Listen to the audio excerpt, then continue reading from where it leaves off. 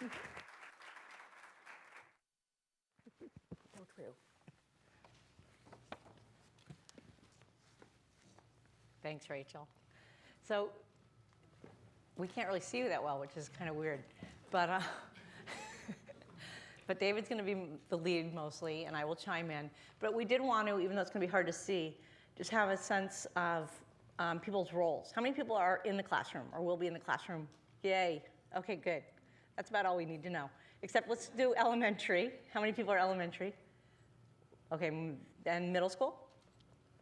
And high school? OK. I think all right, we cover the spectrum. All right, good. Thank you a lot. So we do work with student achievement partners, and I just wanted to tell you 3 things about them that let us be here today. We have 3 principles because we're sponsored by foundations and have grant money, and we're lucky enough to be able to have that to do our work. So we have 3 principles. 1, we do not hold any intellectual property. So anything we develop or help develop, we can give away for free. So our website is full of free resources. And when we help districts or publishers or anybody else develop anything, we can just do that for free, and we get salaried independently. So it lets us be generous in a way that's really nice as longtime New York City public school people. That we know how lucky we are to do that. Second, although we work really closely with any publisher that comes and asks, we don't take any money or contracts or enter into any formal relationship with publishers. So when we say something is really good, as we may slip up and say today, it's because we've reviewed it, we really believe it. Behind the scenes, we've pushed hard to make it so. And when we say we're still in doubt about something, that's true too. And we're not saying that because we're on the take or because we owe anybody anything. So we don't take any money from any educational for-profit or vendor of any sort. We didn't even go out for brunch with Scholastic this morning.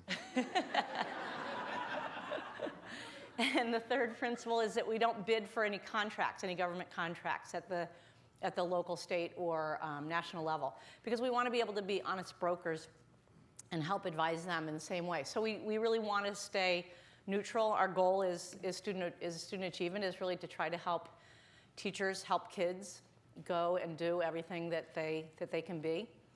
And I have to say, we come at this work very much from a civil rights standpoint that kids deserve. Reading is a civil rights issue, and complex text and the ability to navigate it with skill and confidence is a basic right in America, and we want to see that happen. So that's what guides and drives the work. So we're in a very solid publishing house here. We love working with Scholastic because they are quick to realize that, and they're all teachers, so they get it. And so we're really lucky. We feel lucky to be here speaking to you in this particular house. And with questions, we will talk. There are mics at the side because you're all being recorded. We're being recorded. But we want pushback and questions pretty close to when they arise, so people don't have to sit on questions or be wondering about something. If you want to yell it out, we'll repeat it so it gets recorded. But we may stop at certain points and make a question period, in which case there are mics that can come to you on both sides. Is there anything else? Nope, I think that's it. OK. I'll go. Probably easier for me to be over there. OK. Because I can lean. Then you have to move it. OK. The Common Core standards require 3 shifts in literacy. Oops. What? First, building knowledge through content-rich nonfiction. This is actually fairly new. It's one of the shifts. Well, first of all, why? Why is that a pedagogical shift that the standards call for? Why is building knowledge? It's right on the standards, right on the top of page 33 in the standards. It very clearly says text used in instruction K to 5 should be a coherent series of texts that build student knowledge. A coherent series of texts that build student knowledge. Why? For one reason, these are college and career-ready standards. In college, most of what kids read, most of what students read is nonfiction. That has not been the case in certainly in K to 5 education, even to a great extent in K to education. For the most part, although it's changed a little bit in the last 10 years, I would say, for the most part, most kids learn to read or not with fiction. So the Common Core standards, by calling for a balance of 50% nonfiction and 50% fiction, is making that shift. And one of the reasons being that they are designed for college and career readiness. Reading, writing, and speaking grounded in evidence from the text. This is also a shift in asking students questions that can only be answered, sometimes often referred to as text-dependent questions, that can only be answered with evidence from the text. Why? Again, college and career readiness. Most of what the reading students do, and the writing students do, and the research students do, and the work students do in college demands evidence from whatever texts were read. So what that means is a very common form of question that you're all probably familiar with, text to self, is not in the standards. So if you ask a text to self question, that's not a standards-based question. It's not in the standards, and it won't be on a test. Take a quick minute, do a turn and talk. How do you feel about that? That was very good. That's because we have so few high school teachers here.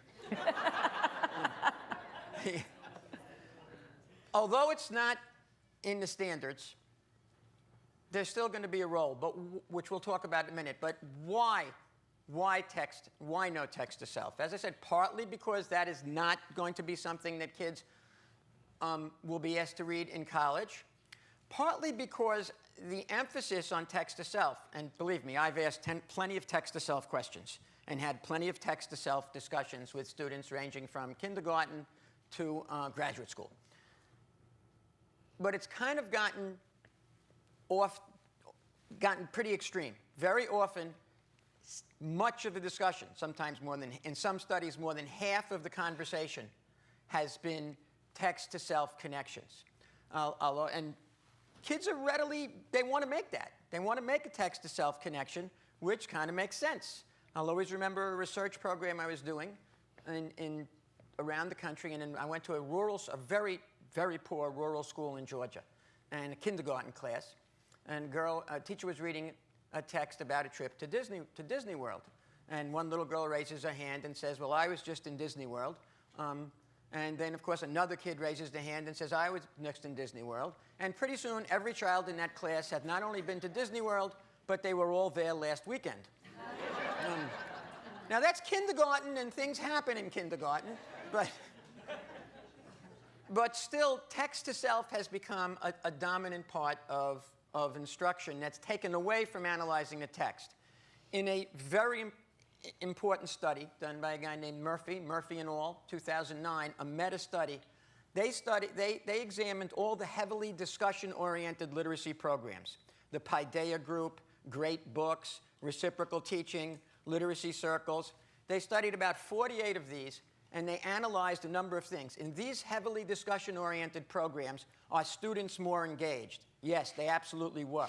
Are students talking more? Yes, they absolutely were. Are teachers talking less? Yes, they absolutely were. Did reading scores improve at the end of the year? Absolutely none. There was not one study that showed consistent, verifiable improvement in reading scores at the end of the year. Why? Because so much of the discussion went outside of the text and away from the text. Discussion does make someone a better reader. There's no doubt about it. But it needs to be discussion about the text. That being said, you're teaching a class, you're teaching a story about a family that lost a valued pet. And the story pivots on how each member of the family reacted and what that did to them. Are you not going to let each child who wants to talk about that talk about their pet or when they lost their pet? You absolutely cannot do that.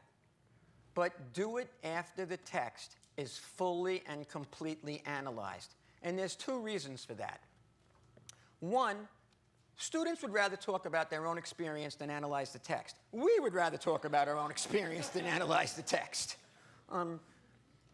That's number one. If the text is done and fully analyzed, then the children who want to talk about their personal experience are really going to be those ones who want to talk about their personal experience as opposed to those who would rather just avoid talking about the text.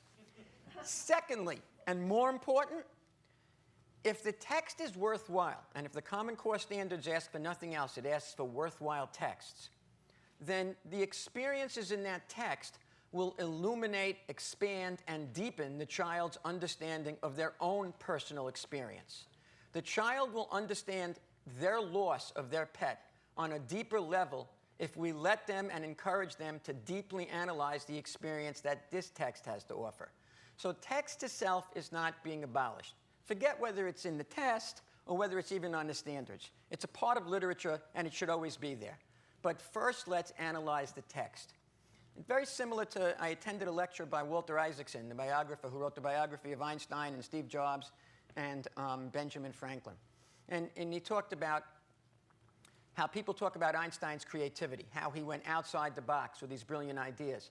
And Isaacson said, yeah, Einstein went outside the box, but he knew what was inside the box. It's okay for our kids to go outside the text, but first, let's make sure they really understand what's inside the text. I wanted to add, going back to the sort of civil rights aspect of the standards. The other reason is because it levels the playing field. Everybody who's in your room with you reading the text has access to that text if we instruct in a way that every kid gets that access, and that's an important part of this work. So they all have, there's a level playing field of access to that information and those ideas. So it doesn't privilege the kids that walk in the door having background knowledge or experiences some kids have and some kids don't, so that the conversation's really uneven. And there's nothing like this kind of work, starting to see it in your classroom, to see kids' heads lift up off the desk because they all have a chance to be part of the conversation, not just the ones that happen to have that experience in their backgrounds. And that can transcend class and other kinds of separations in a heterogeneous class to be just whatever those experiences are, whether they're positive or negative experiences. If we privilege background information and let kids make the personal connections away from the text, then only some kids have a place in that conversation. So part of the wonderfulness of this conversation is that it's a conversation that's open to everybody in the room. And I think that's really important too. Questions so far on nonfiction and evidence from the text? Questions or comments? Okay. Regular practice with complex text and its academic language. Academic language is syntax and vocabulary. 2006, there was a remarkable study done by the American College Testing Service. It's called Between the Lines, ACT 2006. They wanted to know if there was some benchmark above which students who scored above that benchmark did better in college, and students who scored below that benchmark didn't do as well. They found a benchmark, 21 out of 36 questions correct, which is considered college and career ready on the ACT. Now, students who scored above that benchmark were far more likely statistically to get a B or better in their humanities and social science classes the first 2 years, were far more likely to graduate in 4 years from college, were far more likely to graduate from the same college in 4 years. All of this independent of income level or ethnicity. Independent of income level or ethnicity. So they wanted to look at those students who scored above this benchmark of 21. What kinds of questions did they get right? And what kind of questions did they get wrong? Or that the students who scored below the benchmark got wrong? So the first thing they looked at, and I'm sure you're all familiar with this, is inferential questions versus literal or right there questions. No difference. When you examine just the questions that were inferential versus the questions that were literal, the students who scored above the benchmark did no better than the students who scored below. Then they dug a little deeper, and they looked at things like questions having to do with the structure of the text, questions having to do with author's purpose, questions having to do with the main idea or the theme, questions having to do with evaluating a series of events. All those questions, no difference. They found no difference on any type of question. The only thing that they found a difference on was the complexity level of the text. On the most complex text, the kids who scored below the benchmark averaged 25% correct. Now, I know we're not talking about math here, but there's only 4 possibilities. So if you're averaging 25% correct, you're doing about as well as one of those trained chimpanzees that's pushing buttons. They scored essentially at chance. The kids who scored below the benchmark on the most complex text were completely unable to deal with that text. In all likelihood, they gave up after the first paragraph or 2. What that means is the single biggest predictor of success in college is the ability to read complex text independently and proficiently. The ability to read complex text independently and proficiently is standard 10 at every grade level beginning in 2nd grade. Meredith? That's what I was going to say. So that's why text complexity is a standard. And what that means is we have a standard for text complexity. We never had that before. In previous eras, previous to now, passages on tests for any grade, for let's say 5th grade, some of them might have been 5th grade level complexity, but some of them might have been 3rd or 4th grade level complexity. And we found when we did a research project for Appendix A for the standards that Meredith ran, many of the texts in state tests around the country were in fact 1 or 2 or sometimes 3 years below what would be considered grade level. Now that's not the case. Now we're asking kids to read more complex text independently and proficiently, which is really an issue because we have kids who can't read text at current levels of complexity independently and proficiently, and now we're asking them to read text at greater levels of complexity independently and proficiently. So the question arises as to how we could do that. So let's take a look. How to address the complexity and the other shifts. Assuming your students are fluent readers, that they don't sound like R2-D2 when they read, and that's a big assumption which we'll get to later, but assuming they're fluent readers, the best way to address all 3 of these shifts, background knowledge, building knowledge, complex text, and evidence, is to do something called close reading. How many people quickly, by show of hands, have heard of close reading? Okay. Close reading, that looked like 2/3. Close reading, a volume of reading. This does not get the attention it deserves, a volume of reading. These are the 2 ways, assuming your students have fluency. Why? Well, let's start with close reading. There are in case you've been wondering, there are 3.6 million ways a text can be complex.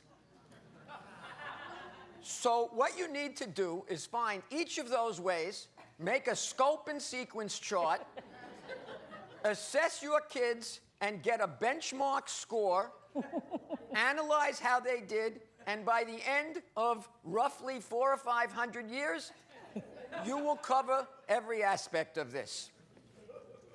There are 10 ways a text can be complex. No, 3.6 million. 3.6 million. Build up from this 10. This will be... we work together well. If you remember your math, if there are 10 items and they could fall out in any one of 10 different possible combinations, the way that you determine how many possible combinations there are. This is very good if you remember Algebra 1 or Algebra 2, or if you play a lot of poker. The way it can work is it's 10, something called 10 factorial. That means 10 times 9 times 8 times 7 times 6 times 5 times 4 times 3 times 2 times 1. That comes out to 3.6 million. Let's look at those 10 different ways, major ways that a text can be complex. It can have subtle or frequent transitions. It can have multiple and or subtle themes and purposes.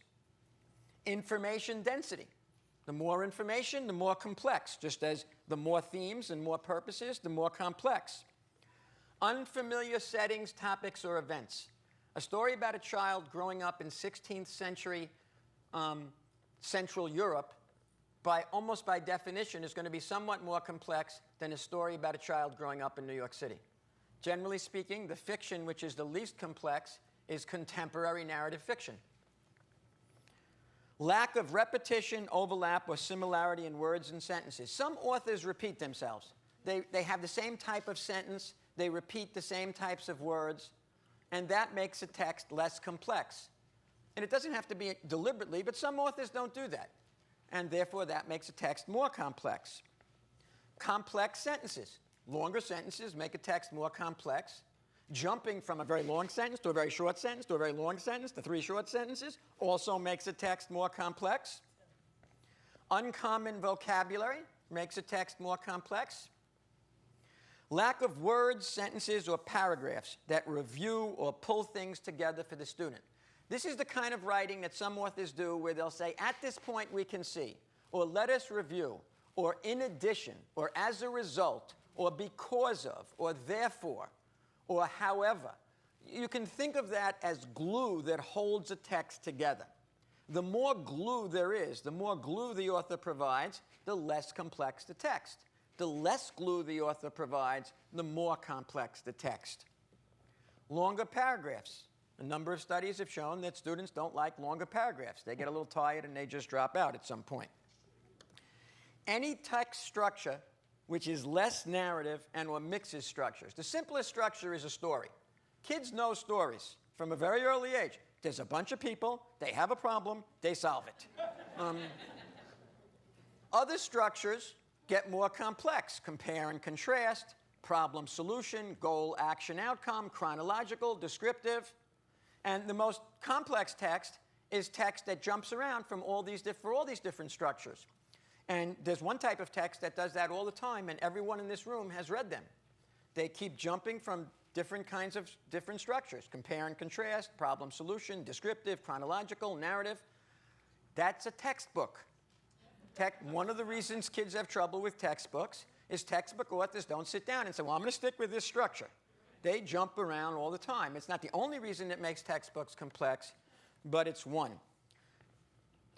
Meredith, want to add anything? Yeah, I was going to use a textbook example too, but you can see but textbook authors want people to learn from them. Like, that's what they wrote the book to be helpful and to inform. That's what informational text is. So they actually put a lot of glue in. They put a lot of those words in. But you start to see, you can sort of peek underneath the hood here and start to see if your kids don't know those words that David was rattling off, those are not helpful to them. If they don't know, on the other hand, or which of the following is our solution or whatever, if they don't know which of the following, like our kids did not, when that was a question or a transition for them, they, who knows what was in their heads, Halloween images or something. So if we don't, you do start to see the direction to support kids as they have to know those kinds of features to have that be helpful and not hurt them, and how uneven that can be for them. So authors sometimes do try to do this stuff, but if our kids don't know the clues, they're not being helped by that, that's an issue. So it starts to point at some real instructional moves, also, this kind of list.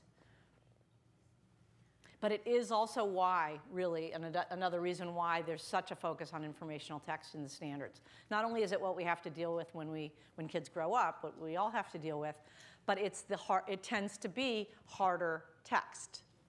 It's got a lot of this density of information is not that often in a story, but it happens in informational text all the time.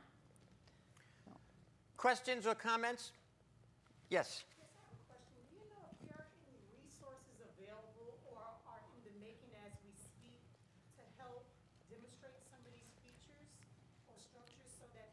Them available for our instruction to teach the kids to identify these clues?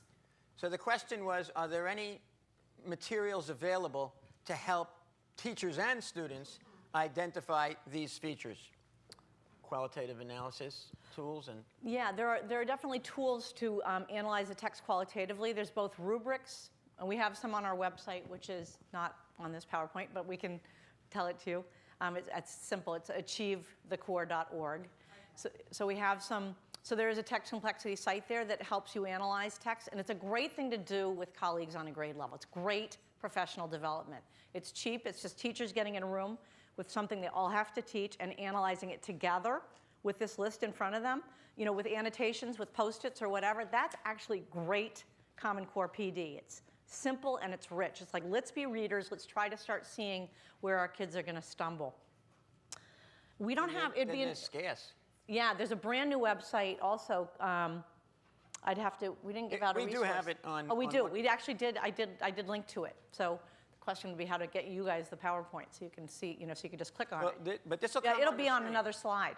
But there's a brand new website that was just released last week that has these, they call them road maps. And they take a text and they actually do a 360 view of it.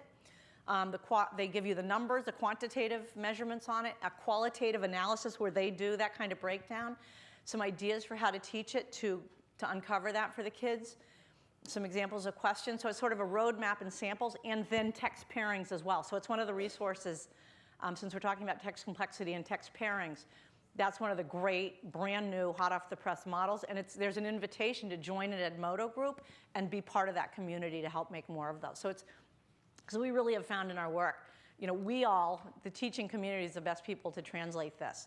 And I want to say, you know, we did hand out the anchor standards because we're going to use them in an exercise, but they're a frame.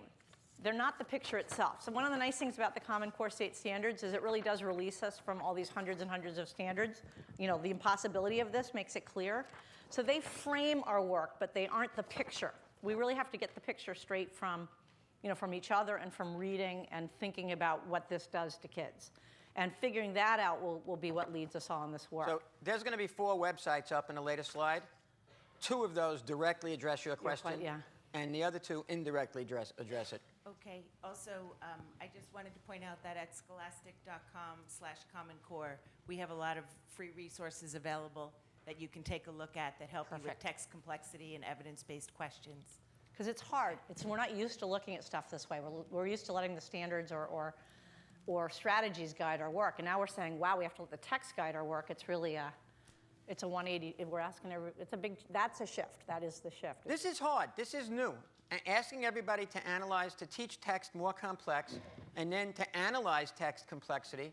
I mean, how in the past, the way we've analyzed text complexity is the way Potter Stewart dealt with obscenity in the Supreme Court decision. He said, well, I can't define it, but I recognize it when I see it. That's kind of the way we've dealt with text complexity. I don't know, it's got a small font, must be pretty complex. But now it's a standard, so we have to do more than say, it's a small font, must be tough.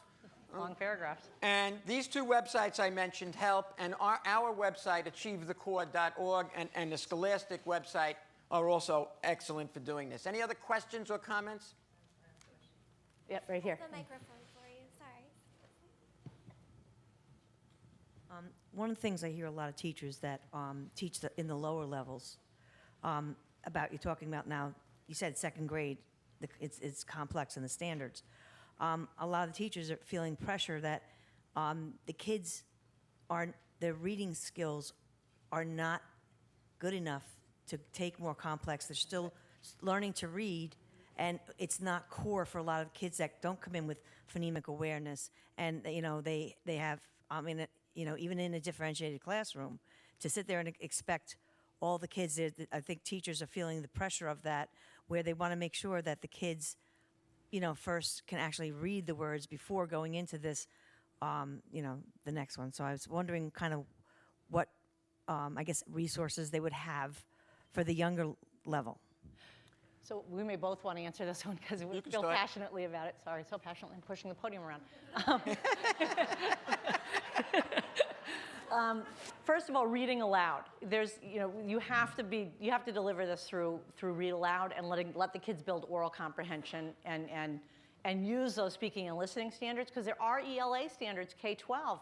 But one thing, and it's not obvious, but they have to be delivered through read aloud until the kids catch up and can do it independently. And at the beginning of every band, there has to be more read aloud. By band, you know, the K1, 2, 3, 4, 5, 6, 8.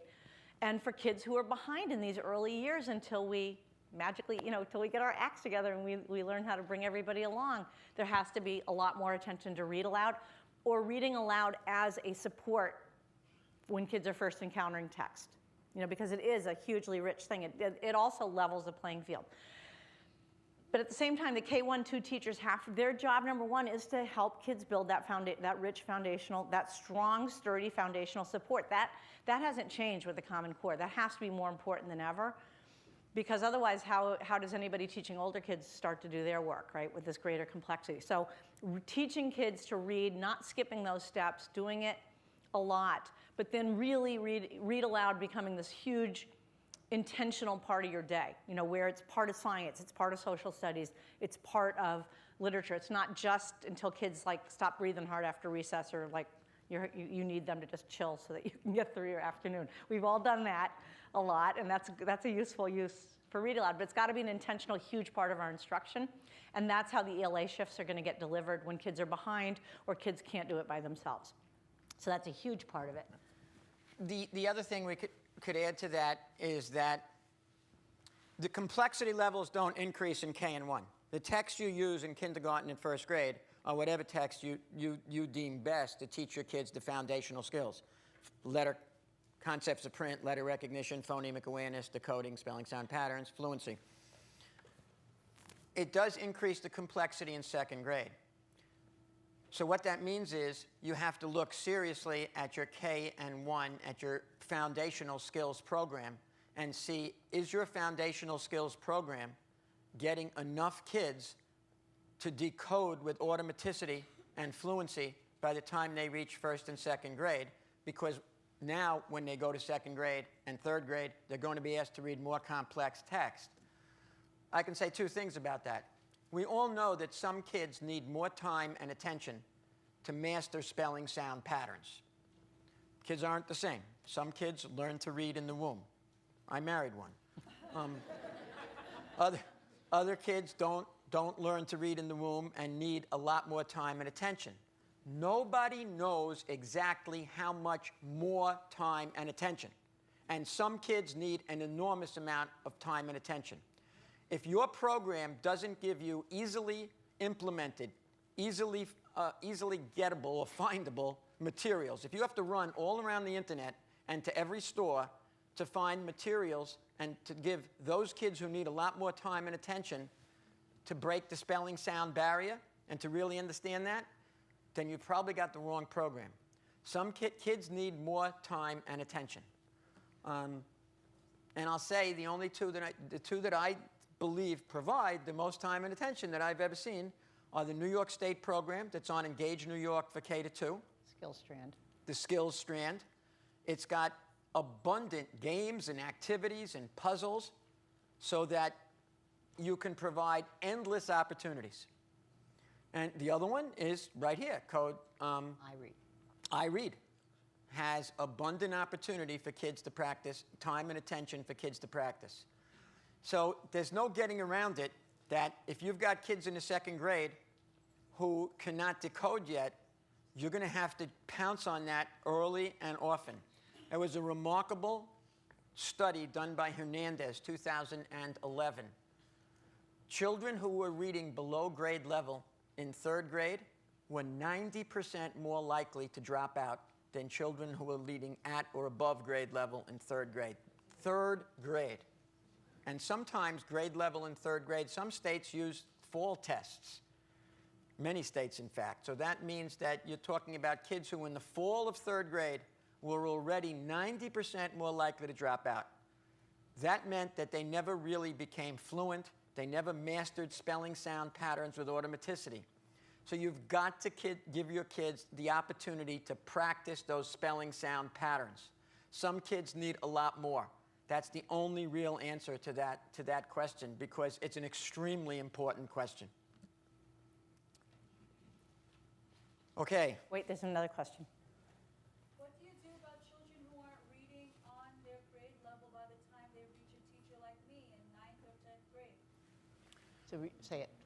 What do we do about children who reach 9th and 10th grade and are not on grade level? And we have plenty of those, right? Yeah. The two things that I'm suggesting we do with those students are the two things we're talking about now. Number one, close reading. We can't have a situation where the only time these kids see complex text is on the day of the what? Test. That's crazy. There's no way in the world that's going to work. You know, I mean, there's an African-American writer, I think his last name is Tatum, I forgot his first name, Alfred Tatum, who has one of my most favorite quotes. Leveled text produce a leveled society. Leveled text produce a leveled society. If kids never get to complex text, then they're not going to be able to read complex text. We'll level them to death. However, that does not mean that they shouldn't also read texts that are at their level or that they can read independently. It's both and. We have too many either-ors in education, way too many. We need more both-ands. Or as Yoder would say, there is no either-or, only both-and. But Those, I don't think those students, I might have gotten that wrong, but those But we're going to talk about fluency, because fluency is something you can pounce on at any age. I did it with my 11th and 12th grade career and tech kids, who they were rural farm kids, and they came in 5, 6, 7, 8, 9 years behind. And we could interrupt with fluency if there's support in the school to do that, or in your room. If you can get the kids to believe that that effort will do it, which is a big challenge. They're damn, I mean, they come in, they're feeling crummy about their reading. So you have to explain fluency. We won't have time to get into that now, but we're developing fluency packets this summer on Achieve the Core, all the way up through the 9th and 10th band.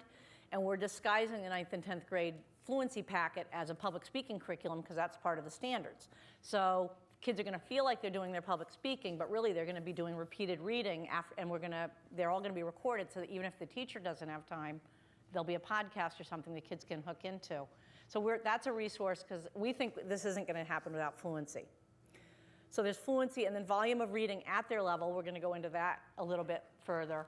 But then close reading, I sometimes think there's this weird notion of, it's not a weird notion. It's part of it is eyes on the text in a really careful, attentive way. But close reading is also what the kids need the teacher close by them to help with. Because that's what, if we're going to ask kids to engage in this, we have to be there as their supporters and their fan club almost. They're just rooting for them, and helping, and letting them have those repeated readings for different purposes, going after evidence in a heterogeneous group so that everybody's boat gets floated. So that's our vision of close reading, is that the kids would get this experience in the company of their peers, where they're really looking at something that's worth reading, a tiny chunk so it's not overwhelming, and they're getting really interesting questions to ask about it, and they're having to go into that and discover the answers in a very social, arguing and talking and listening to each other, rehearsing before they write. All those things are what you would do in a really great, high-quality program for anybody. That search for evidence. We think the search for evidence itself will help those kids. We hope. That is our hope. Can you give the Reno website too? Yeah, another place, where they've really grabbed this work, and it's been completely teacher-led, is Washoe County, Nevada, which is Reno, which is it goes from the California border all the way to Reno. It's 90,000 kids. Nothing's as big as New York, but it's got the same mix of issues and more transient, population. And they started a website called the Core Task Project. It's actually a blog site. And they are just doing really great grassroots work through their PLCs. They call it the Core Task Implementation Project. And that's what they do. They do close reading over and over, and they keep fanning out and training more teachers in a very grassroots way. And that's a pretty inspiring teacher-to-teacher website that we think they're doing some of the best work on this of anybody. And it's just, they had to fight their administration to get it done, and it's really powerful. So that's another good resource that you won't see later. The Core Task Project. You can just Google it. Okay. The only way to expose kids to this kind of complex text is to read complex text on a regular basis, preferably in all their subjects, not only for English or not only for reading, but also for what you read with science and social studies. There's 3.6 million ways a text can be complex. You can't parse it out or atomize it and build a sequence. You have to read complex text every week, and that means close reading. Why can close reading be effective? Close reading can be effective for all these reasons. First of all, close reading involves multiple readings. Multiple readings means those kids who are not fluent will hear the text being read, will hear how the words are pronounced, will hear how the sentences are read, will hear the text read with expression. That will help them be more fluent and will bring them into the text. Text needs to be chunked. When we ask kids to read a text that's complex, we can't ask them to ask questions about the entire text, even if it's only a page and a half. It needs to be chunked.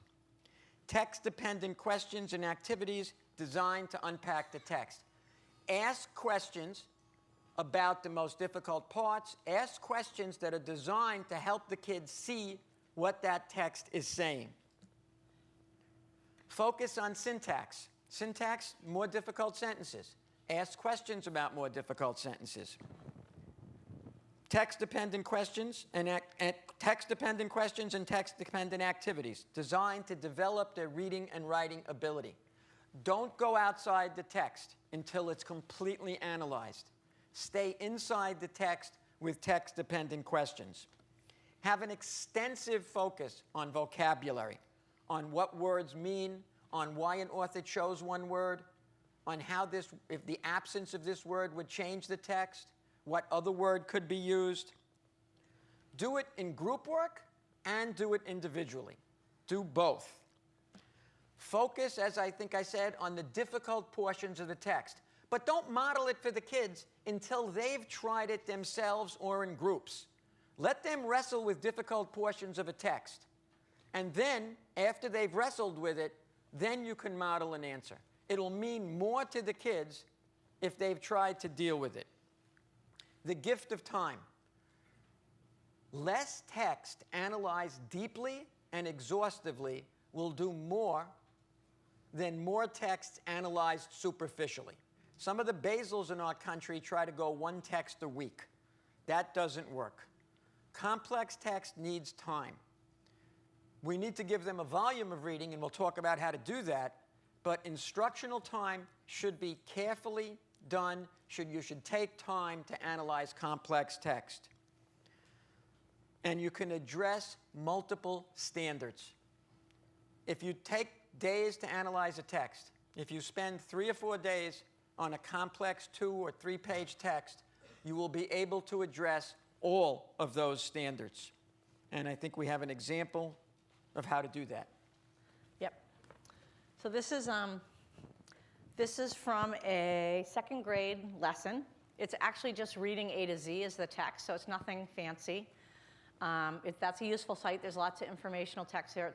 It's not lovely, but it's useful. There's useful information. So this was about animal adaptations. So the kids had been reading about different animals and insects for 2 weeks, different ones each day, carefully reading them, finding evidence for how each animal was different. And this was their culminating assignment.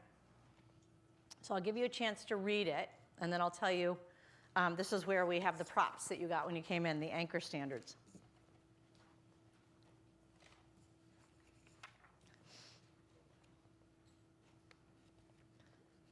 So it's a fun, I think a pretty fun exercise for 2nd graders. They get to choose any pair of animals that they've read about over the 2 weeks.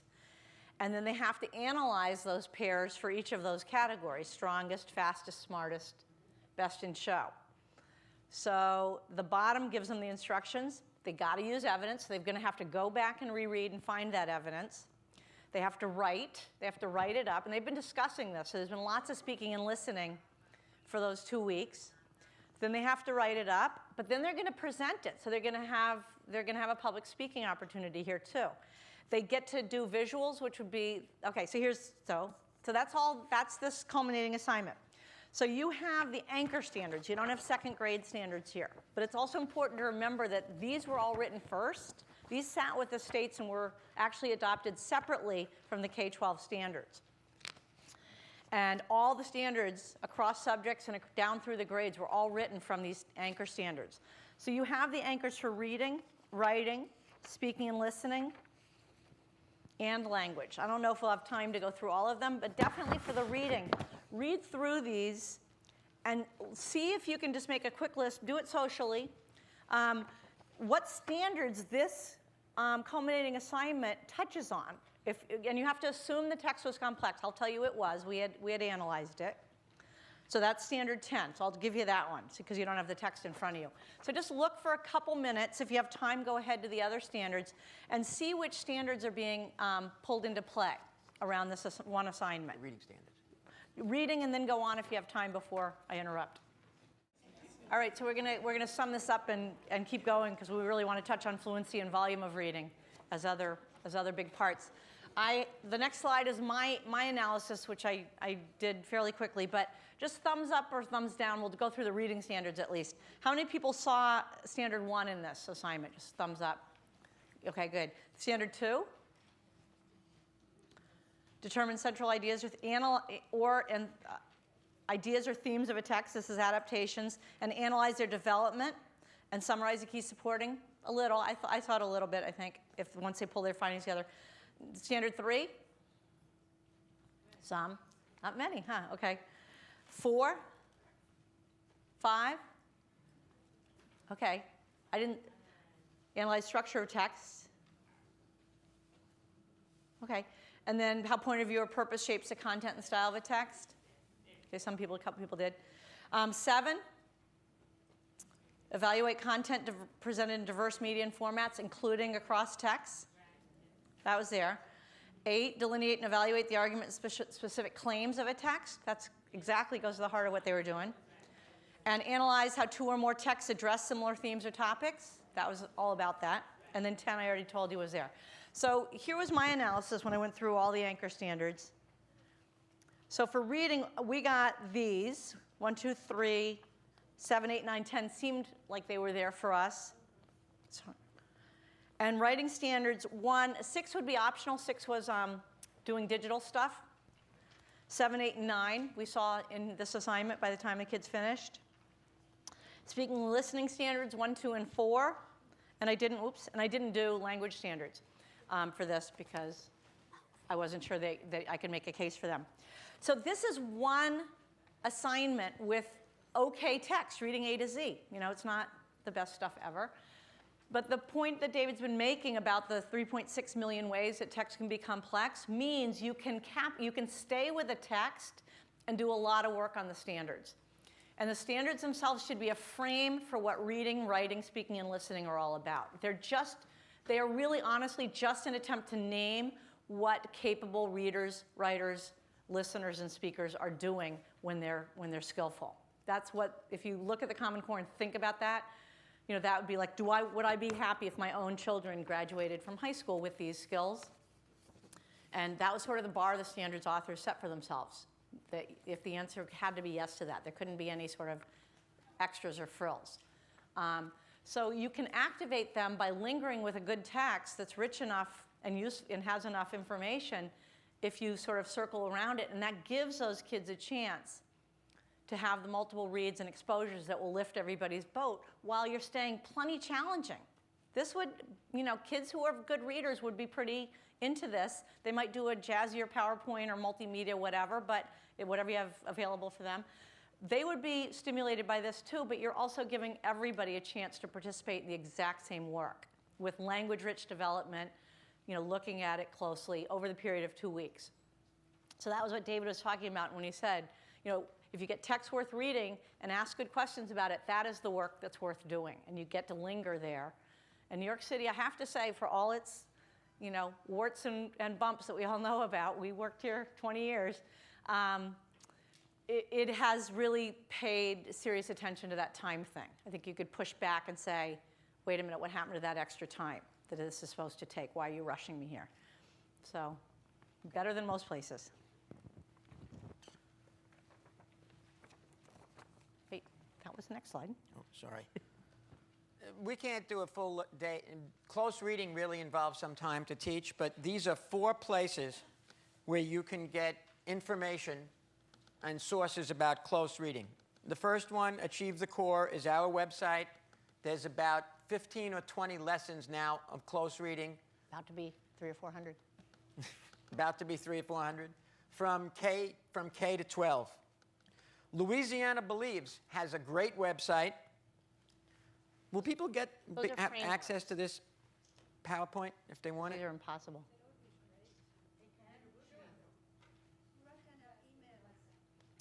We don't. Okay. The Louisiana, if there's some way, we can get it to people Yeah. some way, can't we? On Scholastic somehow, something?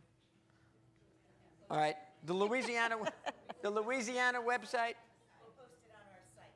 Okay, it'll be posted on the site.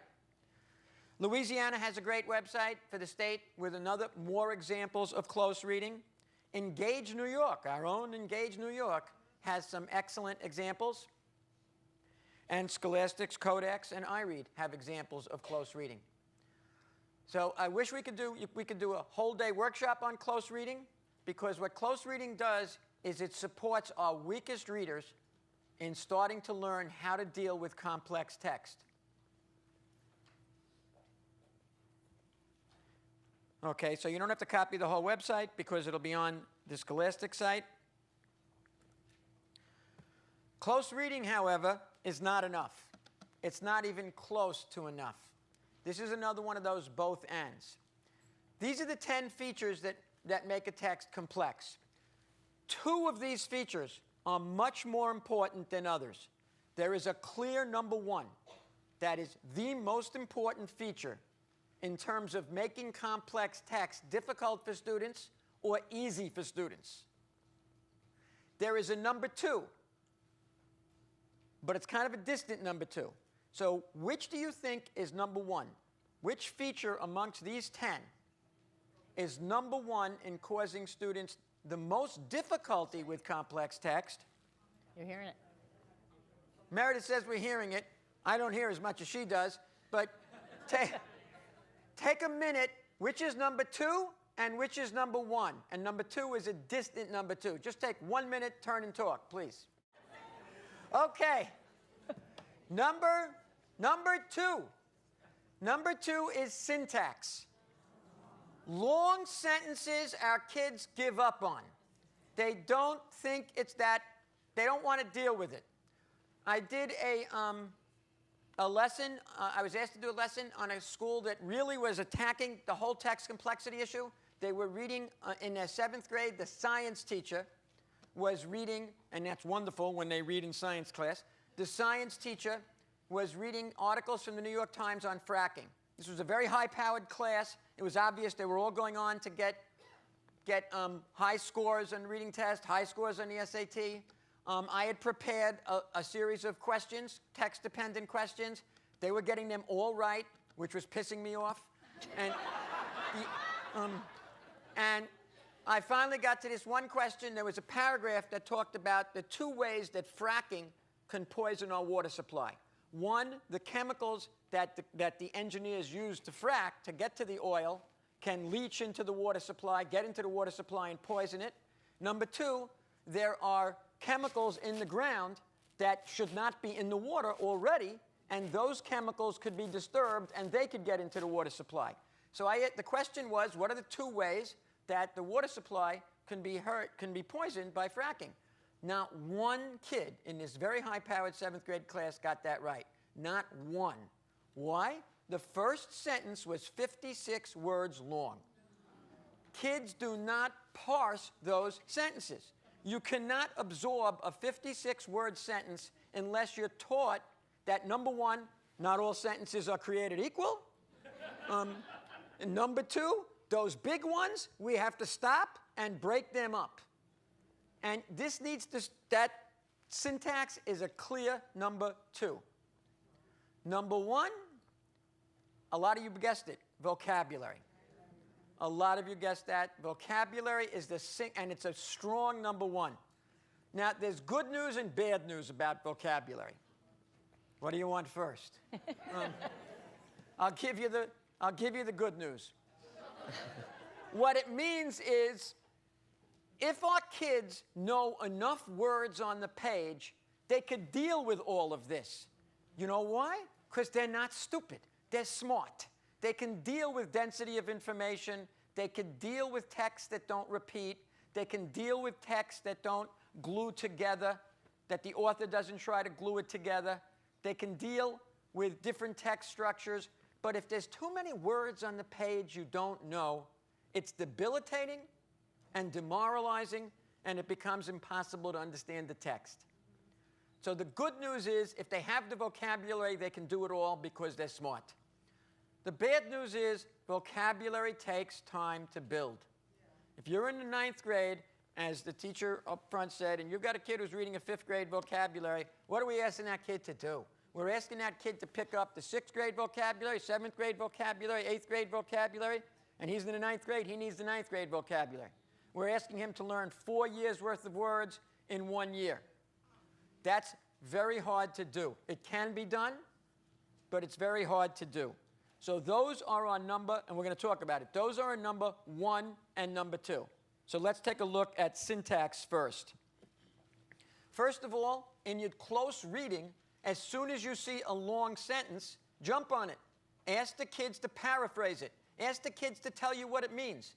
Ask the kids to count the words. When I had these very sophisticated 7th graders count the 56 words, they couldn't believe it. They thought he must have left out a couple of periods somewhere.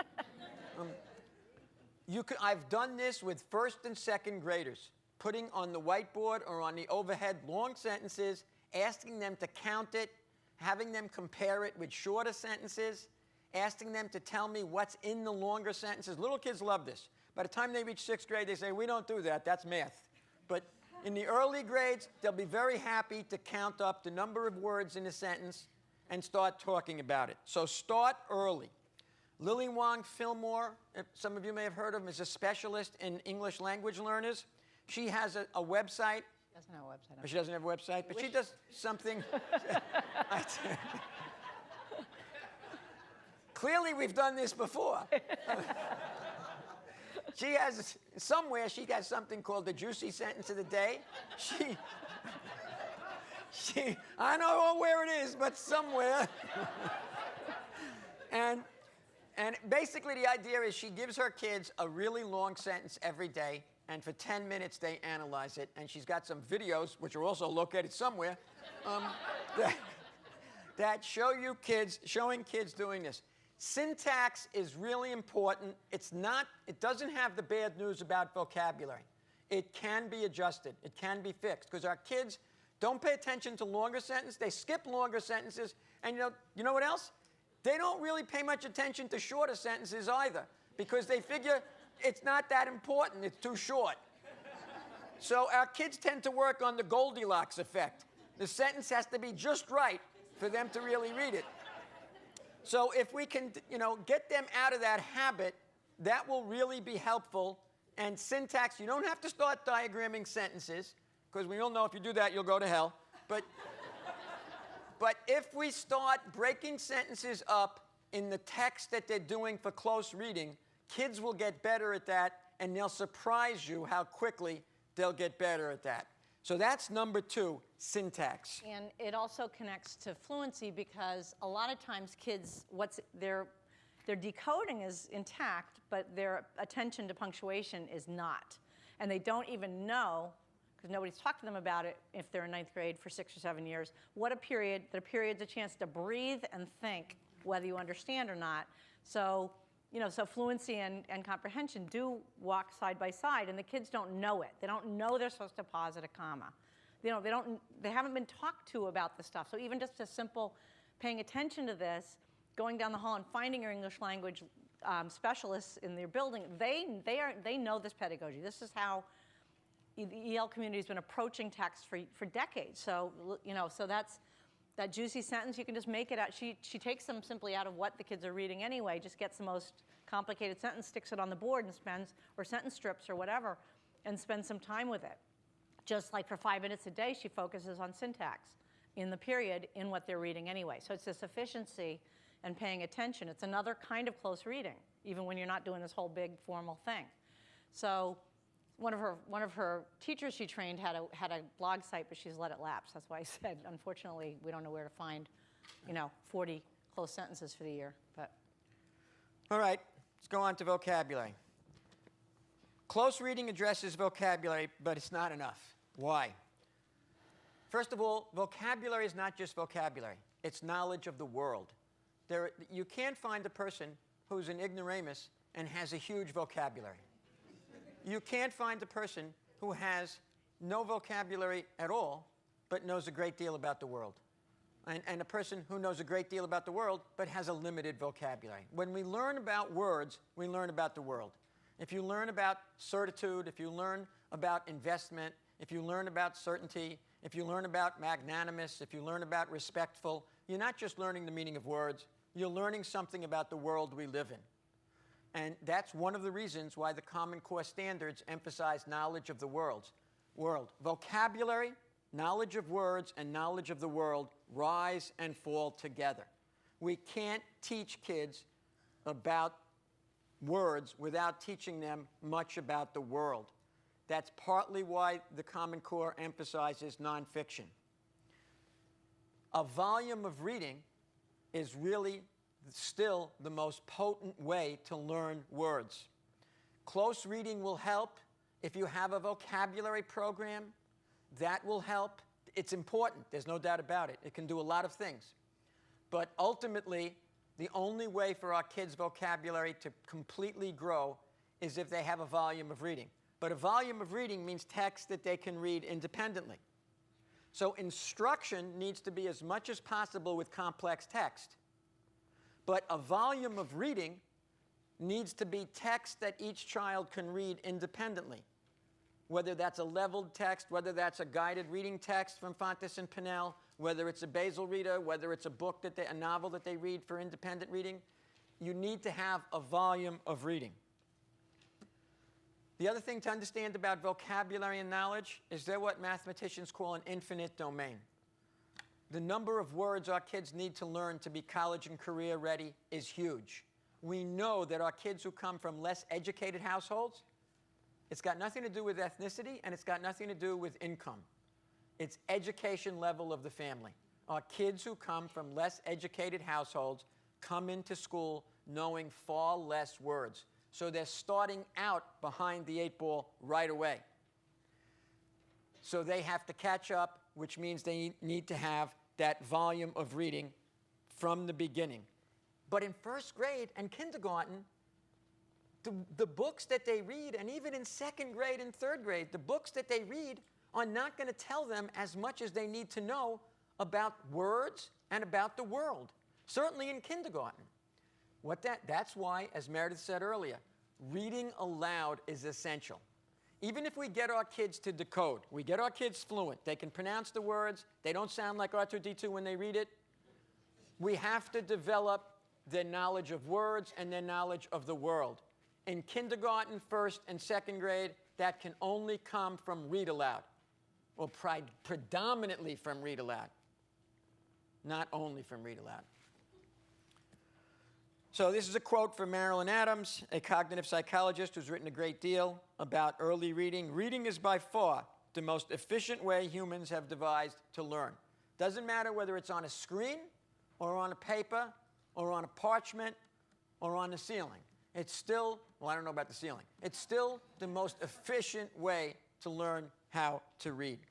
And that's a volume of reading. Meredith? Yeah, to learn about the world. Want to add anything? No. I did have something. Don't forget you got it over there, too. Yep. No. Okay. Well, yeah, I'm sorry, I did. I remembered it. Sorry. So close, I want to just talk about how these pair up together, because close reading gives kids the habit of mind and the experience of success and the stamina. Because you're asking them about words and making them pay attention to words and guiding them, that's where they get the habit of doing it. Because you leave kids alone who have a weak vocabulary to read volume of reading, they'll skip words they don't know. So there's this marriage here. That's the both and that David was talking about before. They need both. They have to develop those habits and experience success with text, and then they'll be more willing to go in and read independently. Because we all know how kids can go through the motions with drop everything and read, or whatever you want to call it, where they know how to be quiet and stare off. But they don't believe they can read independently until they have that other experience. So they walk hand in hand.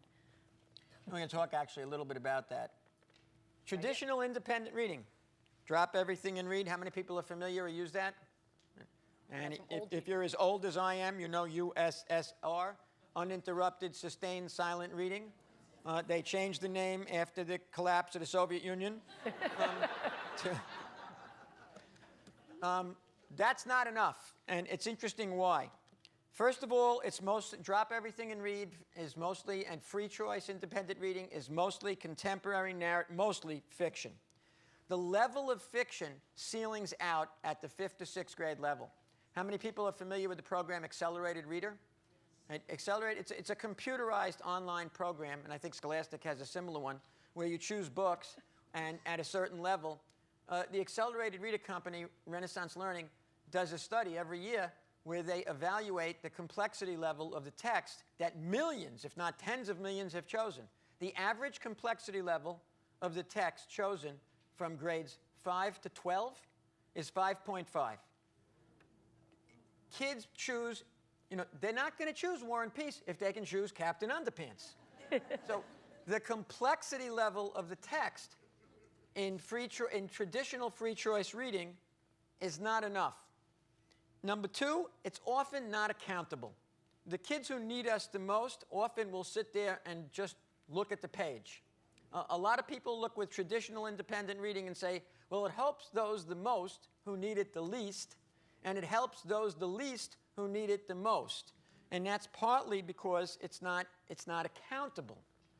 Thirdly, every single study done since the National Reading Panel in 2000 has failed to find statistically significant results with schools that have an independent reading program that's compared to those that don't.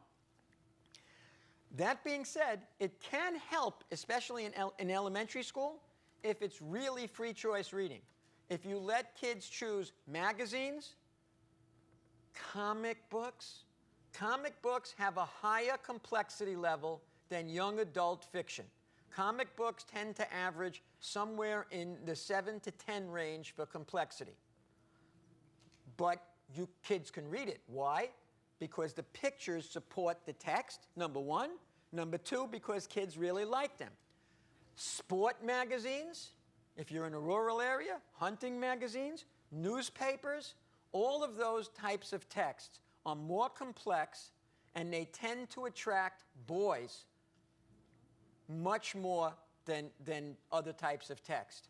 So a free independent reading program can, if it's accountable, if you're really seeing that the kids have actually read these texts, if you're really letting them read the daily news because they want to read every day about the New York Giants or the New York Yankees, that's also complex text, then let them truly read whatever they want and encourage them to read those.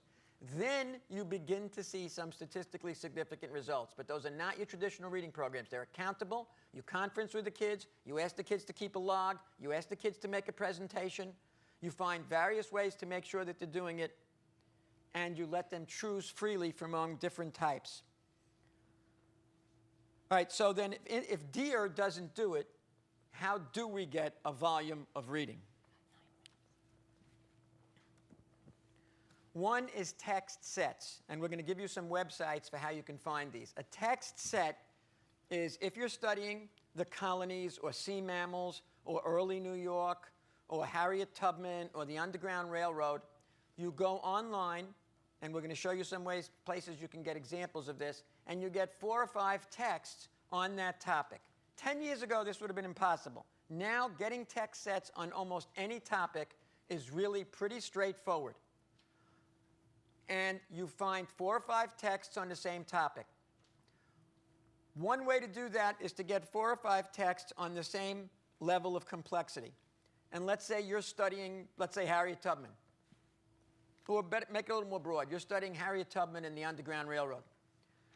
You've shown some videos, you've had some lessons, you've read out loud some material, but you also have a text set of 4 or 5 texts. Now, those texts might be above the independent reading level of some of your kids. But it doesn't matter. Why not? Because they know about the Underground Railroad. They know about Harriet Tubman. They know a little about slavery. They know a little bit about abolitionism. So because you're studying it in class, if you give them a text set and text-dependent questions, they can read more complex text because they're familiar with the topic. We can all read something more complex if it's about something we know. It doesn't matter what your independent reading level is. If you pick up a book on theoretical physics, the chances are you're not going to be able to understand it, even though you have a college reading level, because you don't know anything about theoretical physics. Numerous studies have shown that kids who have second-grade reading levels but know a lot about a topic, from motorcycles to baseball, can read 5th, 6th, and 8th grade texts. So you have a text set, a group of texts on the same topic connected to what you're studying in class. That's one kind of text set. I like this second kind even better, a gradated text set. That's where you go online and say, all right, I'm going to find 5 texts on the Underground Railroad and Harriet Tubman. We even have some, and we even will have some on our website, right? But I'm going to start with one. I'm teaching 5th grade, but I'm going to start with the first text is going to be like a 3rd grade text. And then the next text is going to be a little higher. And then it's going to gradually increase. That's what gradated means here. Until by the end of the lesson, by the end of the text sets, they're reading text at 6th or 7th or 8th grade text complexity levels. They can do it. Why? Because they've built up knowledge about the topic with the easier text. So one text easy, the next text a little more difficult, a little more. And it's stunning what kids can do. In a high school class of 10th graders reading at a 4th or 5th grade level, a teacher I was working with thought this was a great idea. She went out and she got 10 texts on vampires. This was a few years ago. Vampires were very popular. Now I think it's zombies. But she got 10 texts on vampires. And the easiest ones were literally at a 3rd or 4th grade level. The most difficult ones were at a college level. And it was just stunning that not only could the kids read the more complex texts, but they were anxious to do it. The most complex texts were on the sociology of vampires, the physiology of vampires. But they read these 10 texts, and it built up their knowledge. So those are gradated text sets and text sets. Assigned readings is something similar, but in this case, you're teaching 5th grade, and again, let's stick with abolitionists and the Underground Railroad and Harriet Tubman. Instead of building a text set, you get some readings at a 3rd grade level for your weakest readers, some readings at a 5th to 6th grade level for your grade level readers, and some in between.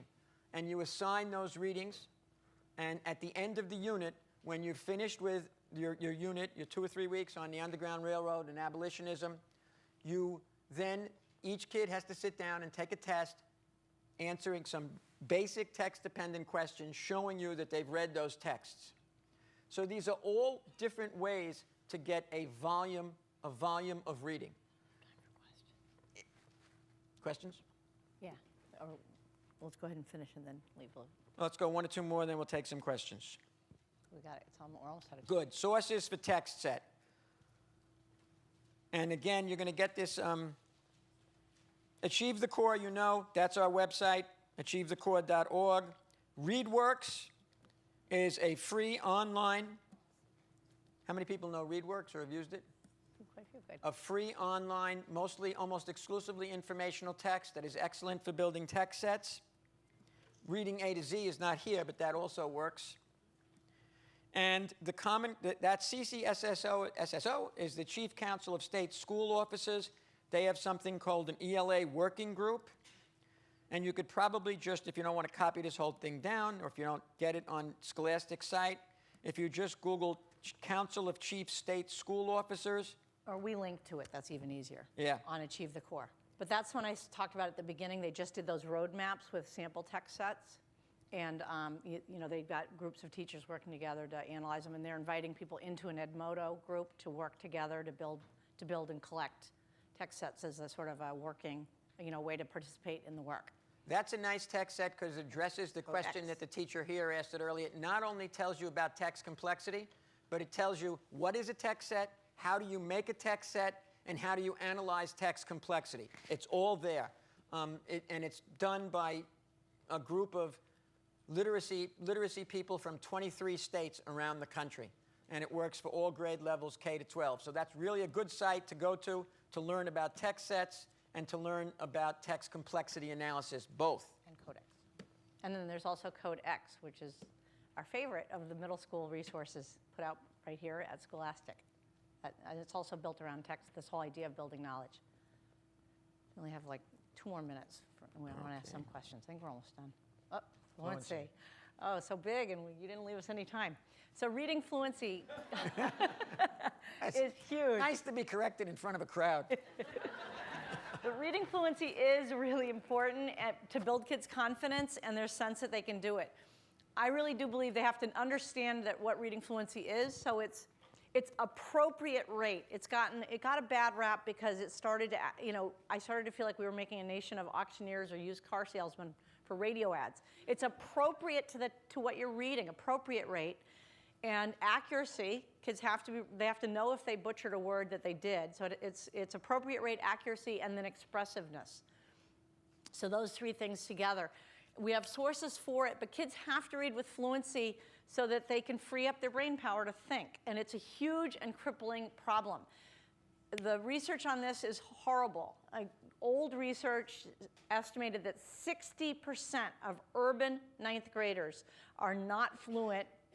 This is at old levels, at 8th grade reading, not fluent. So forget comprehension. They cannot read with fluency 8th grade material. Once we go up, the text complexity demands go up. This is before Common Core. It's going to be, I call it a fluency epidemic that we're facing. So to me, if you're teaching older kids, older than 3rd grade, addressing vigorously the fluency of every kid in your room through read aloud, repeated readings, you reading it out loud while they follow. They have to see the patterns to get better. But just following along while a capable reader reads is one way to improve fluency. The other is repeated reading of the same text once you've had an accurate model. Repeatedly reading it wrong is not going to help fluency. It's just reinforcing bad, cementing bad habits. So the research is really simple and it's really easy. Tim Rosinski is the person who's paid most attention to this, and his stuff is published by Scholastic in really low-cost paperback books. Here are some fluency resources that we have.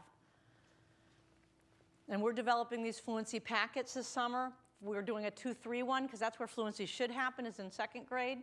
But then we're making a 4-5 packet, a 6 through 8 packet, and a 9-10 packet. And if your 11th and 12th graders are just fluent, they could use the 9-10 packet, unfortunately. So, Can I just say something? Yeah. Tim Rosinski's, how many people have heard of Tim Rosinski? Oh, I didn't get his website. Tim Rosinski's website, you just Google Tim Rosinski, you'll get his website. He's an author who everything he does, every article he writes, and it's all practical, it's all how to do it, is on his website. He's allowed to do it. Most authors of reading journals, they don't do that. Tim does it. So you can get endless examples of how to get more fluent reading from your kids just by going to Tim Rosinski's website.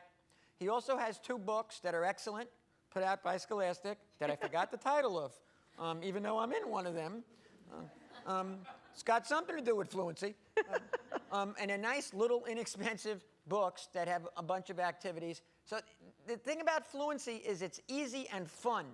Fun poems, fun stories, read repeatedly by kids, and then kids get a chance to read it in different ways, like read it out loud like a rap star, read it like a witch, read it like a young baby, read it with your partner.